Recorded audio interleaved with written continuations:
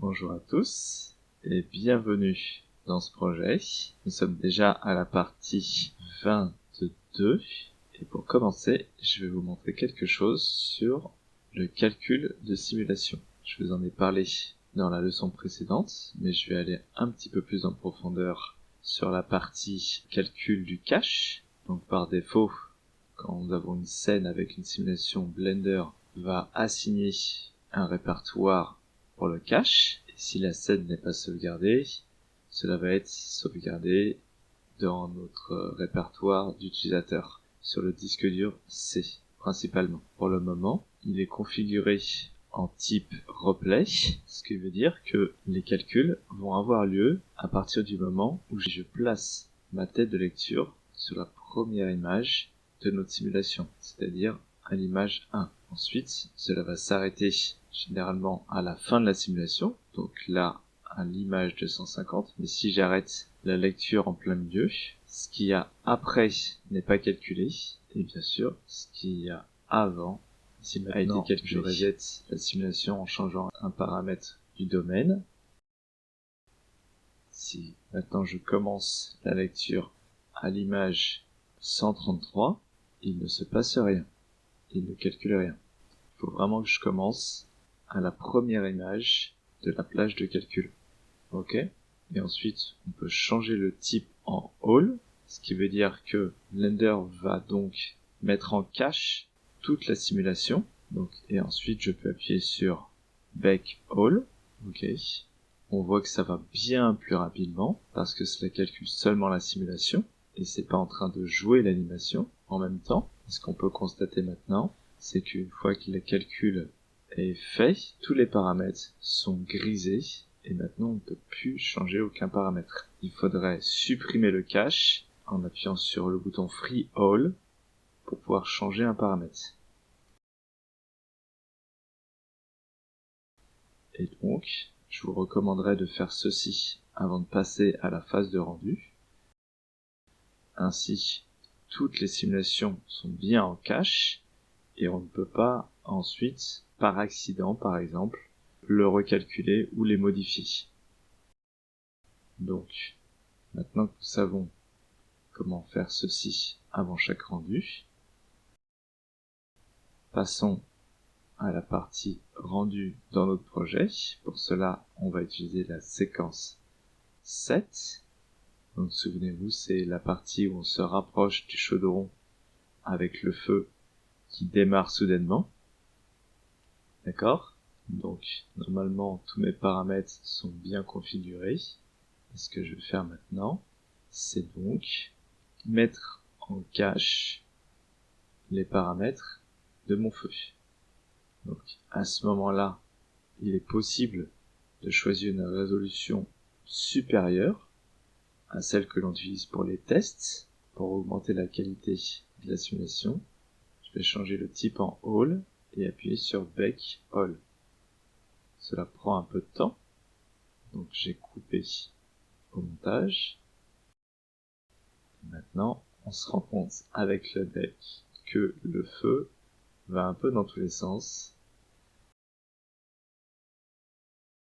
Donc il faudrait que je jette un œil à ça, mais c'est pas important à l'heure actuelle. Ok? Donc on va continuer donc avec les paramètres de rendu. Tout se passe dans le deuxième et le troisième onglet du panneau des propriétés. Le premier est dédié aux outils, à l'outil courant que l'on peut trouver dans la vue 3D ici. Ce sont les mêmes paramètres, mais cela peut être un peu plus pratique de l'avoir ici. Donc, dans cet onglet-là, les premiers paramètres, on les a déjà vus. On peut passer ici de Eevee à Cycles. Et ensuite, bien sûr, si votre PC est équipé d'une carte graphique qui le permet, il est préférable de passer ici sur GPU Compute. Ensuite, nous avons les paramètres de sampling. L'un est pour l'affichage dans la vue 3D et l'autre est dédié au rendu. Comme les valeurs sont similaires, je vais juste passer en revue la partie render. Ok? Donc, on a Noise Threshold donc la limite en dessous de laquelle on va envoyer plus de rayons ou non. Alors, en fait, plus il y a de bruit, plus leur valeur va être basse. Donc si elle est en dessous cette valeur à 0,1, Blender va envoyer plus de rayons de lumière pour réduire le bruit. Et s'il y a moins de bruit, donc la valeur de bruit va être supérieure à cette valeur à 0,1, Blender va envoyer moins de rayons, ou pas du tout. Maintenant, la manière dont Blender fait ses calculs, c'est que ça envoie des tonnes de rayons dans la scène. Donc, min samples et max samples, c'est le nombre de rayons.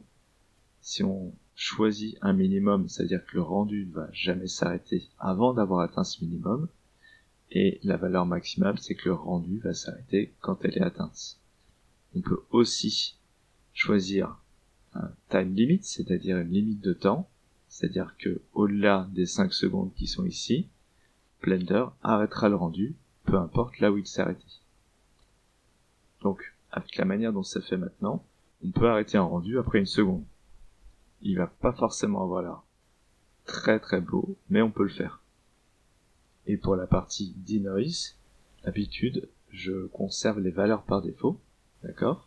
Et donc, ce que fait le denoise, c'est que les endroits où il y a beaucoup de bruit, comme on peut le voir ici, il va adoucir, essayer de réduire le bruit, mais c'est toujours un équilibre à trouver entre la quantité de bruit et la performance, c'est-à-dire le temps de rendu. Si il y a vraiment beaucoup de bruit, le denoise va fonctionner, bien entendu, mais on va avoir l'impression que les zones où il a été beaucoup utilisé sont un petit peu, floutées ou aplaties.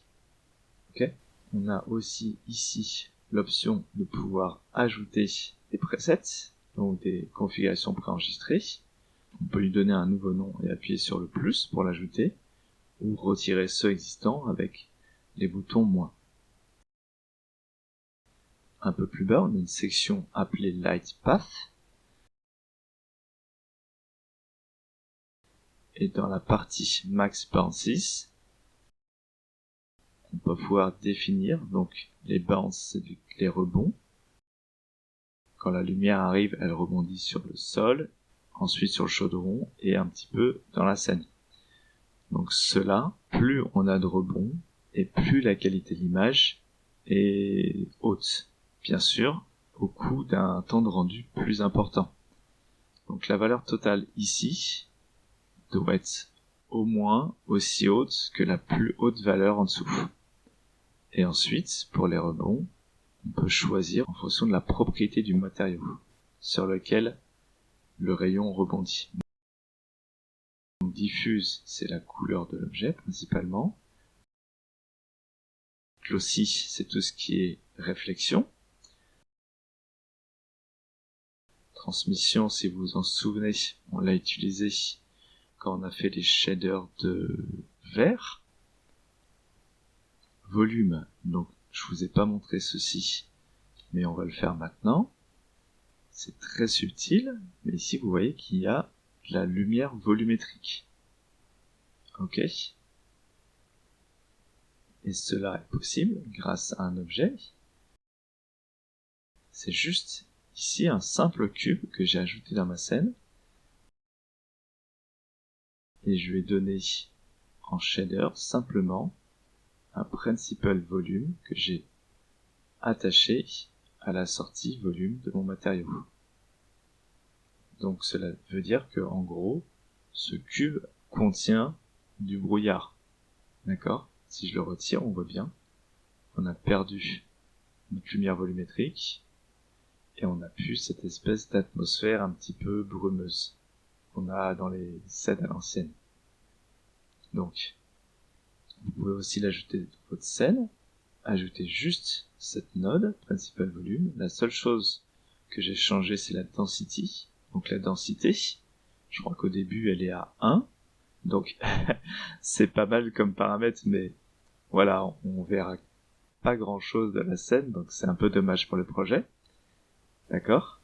Donc je vais la resetter à sa précédente valeur. Voilà. Ceci donc correspond au paramètre volume si on voulait que ce soit un peu plus de plus haute qualité. Et transparent, on avait ça également dans un de nos objets. Si je retrouve un objet fait de verre, je vais en trouver un, et on a par exemple voilà les bouteilles de potions, et on a ici un transparent de BSDF, donc c'était pour simuler les caustiques, et c'est ce qui est affecté par ce paramètre. Tous les matériaux qui utilisent un transparent de BSDF vont être affectés par ce paramètre. Donc, comme d'habitude, il est préférable d'y aller doucement, de ne pas augmenter ces valeurs de manière trop drastique, à moins que vous ayez le meilleur PC du monde. Je vous recommanderais d'y aller à coup de 1 ou 2 valeurs, et ensuite de tester pour savoir si cela n'a pas d'impact de performance sur votre PC, ou si ça fait pas cracher. Ensuite, dans le prochain onglet, appelé Output Properties, donc les propriétés de sortie, nous avons ici le format de l'image, donc j'utilise pour l'instant un format HD, 1080p, et en dessous on a un pourcentage qui me permet de choisir une résolution plus basse, mais qui va garder donc le ratio original entre hauteur et largeur de notre image. On peut très bien rendre à une résolution plus basse, au lieu de les changer à la main, parce que donc 25% de 1080, ça fait 270, mais c'est plus compliqué si votre résolution elle est un peu plus complexe. Donc c'est mieux d'avoir quelque chose par exemple à 100% pour le rendu final, et moi j'utilise souvent du 25% pour mes tests. Ensuite on a framerate, donc c'est le nombre d'images par seconde. En Europe, pour une vidéo c'est 24 images par seconde, donc c'est parfait. Et donc framerange, c'est la plage d'animation, c'est la même chose que nous avons ici, d'accord? Et step, ça correspond au nombre d'images que l'on calcule pendant l'animation. S'il est à 1, il va calculer donc une image, toutes les images d'animation. Si on le met à 5 par exemple, il va faire le rendu d'une image toutes les 5 images. Voilà. Time stretching, ça nous permet de modifier l'échelle du temps. Si j'ai une animation qui va de 0 à 100, si je veux qu'elle prenne maintenant 200 images, je peux choisir dans le paramètre new 200, et cela va faire en sorte que l'animation va aller 2 fois moins vite. D'accord? Par contre, je vous recommande pas de changer ça, parce que ça va avoir un impact sur l'entièreté de l'animation, et généralement, c'est pas quelque chose qu'on veut. Ensuite, la chose la plus importante, c'est donc output, la sortie. On peut choisir un répertoire où les images ou la vidéo de sortie sera. Moi, j'utilise souvent le répertoire par défaut TMP pour temporaire. Ok. Ensuite, on a comme option le file format, donc le format du fichier. Par défaut, c'est sur PNG. Donc si on rend une animation avec ce format-là, il va faire un fichier par image calculée. Et c'est ce qu'on devrait utiliser quand on rend une animation complexe. Pourquoi? Parce que si on utilise l'autre option que je préfère, c'est utiliser FFmpeg vidéo. Ok, on a ici des paramètres préenregistrés, donc je choisis H264 in MP4, et je modifie quelques paramètres comme ça, hein. C'est mes petites préférences. Voilà. Donc, si on fait ceci, on va avoir donc une vidéo en sortie, mais imaginons que pour une quelconque raison, le rendu crash, et bien là on a perdu l'entièreté de nos calculs. Des fois une animation, ça peut être calculé sur des heures, même voire des jours ou des semaines, et donc si ça crash en plein milieu, on peut perdre jusqu'à une semaine de temps de calcul. Alors que si j'ai choisi un export en fichier simple par image, ça veut dire que si ça crache en plein milieu, par exemple sur une animation de 100 frames, si ça crache à la frame 40, si je décoche l'option overwrite, qui veut dire remplacer, en fait, ça veut dire que là, les calculs vont reprendre à l'image 41, et donc, même si on a un crash, on ne perd rien. Ok. Après, ensuite, bien sûr, quand on a toutes ces images, je vous montrerai, je pense dans le prochain tutoriel, comment remettre toutes ces images ensemble et exporter ensuite la vidéo finale. Si par contre vous avez très peu d'espace disque, à la place de PNG, on peut choisir le format Open et EXR et choisir en codec DWAA. On a une qualité avec ceci similaire au PNG, mais en termes de taille, je crois qu'on est à peu près à quelque chose qui peut aller jusqu'à 100 fois moins. Donc ça peut être une bonne option à utiliser.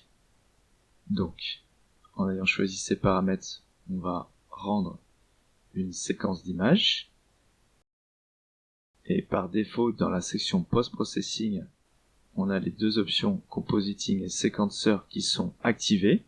Mais moi, je les désactive pour l'instant. Donc, Compositing, c'est qu'on peut, après le processus de rendu, modifier notre image. Et le séquenceur, c'est quand on fait du montage vidéo, donc il va prendre le dessus sur les rendus de notre vue 3D. Et je vais vous montrer ceci dans la prochaine leçon sans doute. Donc pour vous montrer comment le compositeur fonctionne, j'ai une simple scène comme ceci, avec un cube, et je l'ai en vue rendered.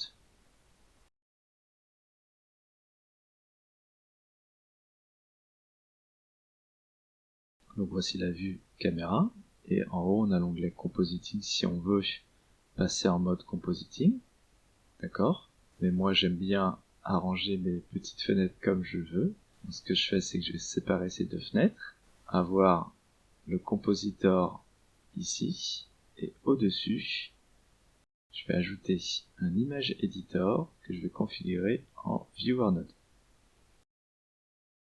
Donc, normalement, quand on active le compositeur au début, voilà tout ce qu'on a. On a ces deux nodes. Et sur la gauche, elle est normalement vide. C'est appelé render layer, c'est-à-dire qu'il faut avoir fait un rendu au moins une fois pour avoir quelque chose ici. Donc moi j'ai déjà fait le render avant. Et compositor fonctionne quasiment comme le shader editor. On a des nodes avec donc une input node en render layer et une node de sortie qui s'appelle la composite qui va afficher le résultat final. Et ensuite, on peut rajouter des nodes en utilisant le menu Add au-dessus ou en utilisant sur notre clavier Shift A. Et en exemple, je vais choisir quelque chose de très simple. Dans la section Color, je vais choisir Exposure qui va modifier donc l'exposition de mon image, la rendre plus claire ou plus sombre. Et comme pour le shader node, je peux utiliser avec mon clavier CTRL SHIFT et cliquer avec mon bouton gauche sur cette node pour avoir un viewer. Et ce viewer, c'est ce que j'ai au-dessus. Donc à gauche ici, j'ai mon rendu, et en haut, j'ai le résultat de ce que j'ai avec mon compositeur. Donc, si maintenant je change l'exposure, donc l'exposition, on voit que le résultat change. Et ceci est brièvement ce qu'on appelle compositing. Ok ? Donc on modifie l'image après le rendu. Ce qui est bien avec ces paramètres-là, c'est qu'on peut toujours aller ici dans Color Management et choisir la View Transform False Color, et ensuite on peut voir si notre image est trop sombre ou pas assez.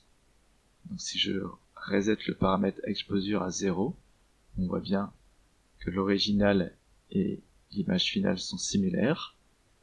Et donc ensuite, maintenant, en modifiant l'exposition, je peux savoir si mon image n'est pas trop sombre ou trop claire. Donc dans mon projet, j'ai déjà un petit setup de nodes un peu plus complexe. Et je pense que je vais utiliser la séquence 1 au lieu de la séquence 7, puisque ce setup est fait pour ça. Donc je lance un rendu pour avoir mon image visible ici. Et si on veut la voir, ensuite on peut cliquer en haut sur Backdrop, et on a l'image dans notre fond. En utilisant sur notre clavier V ou Alt V, on peut zoomer ou dézoomer sur cette image, et en maintenant Alt et avec le bouton du milieu de la souris, on peut bouger cette image. Ok, donc l'image de départ, elle est ici. D'accord? Et ensuite, je vais passer en revue toutes les nodes que j'utilise. Donc, je me rends compte que l'image en fond, elle est un peu trop petite, donc je vais passer ici en Image Editor et Viewer Node, et je vais désactiver le backdrop. Ok? Donc, maintenant, si je désactive cette node en utilisant la touche M sur mon clavier, on voit que j'ai ajouté donc Bright Contrast, c'est-à-dire que ça va rendre les zones claires plus claires et les zones sombres plus sombres. Cela est très bien parce que cela va séparer notre objet principal, donc ici le support du livre, de l'environnement. J'ai ensuite ajouté un RGB Curve. Voyons ce que ça donne. C'est très subtil, on voit que l'image, elle est légèrement plus rouge quand c'est activé. Ok, moi j'aime bien les changements, mais très subtils. J'ai ensuite une node appelée Color Balance. Et généralement, je recommande d'utiliser la format de correction ASC CDL.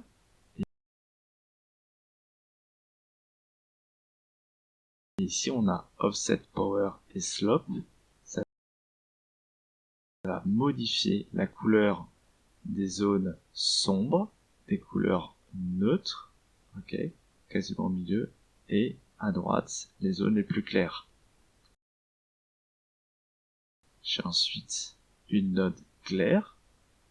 Elle va faire en sorte que les parties les plus claires de mon image brillent un peu plus, et à la fin, j'ai quelque chose appelé Lens Distortion. Cela va déformer mon image comme si j'avais une lentille grand angle.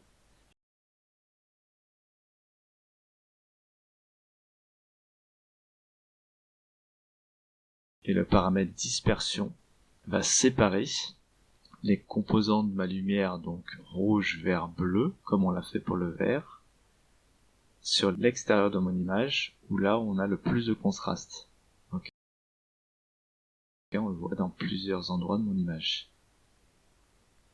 Et il est préférable d'utiliser des paramètres très subtils pour ceci.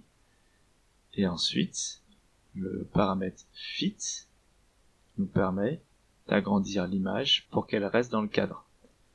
Donc ceci, c'est mon setup de base pour mon compositing. Et bien sûr, il doit être ajusté à chaque séquence.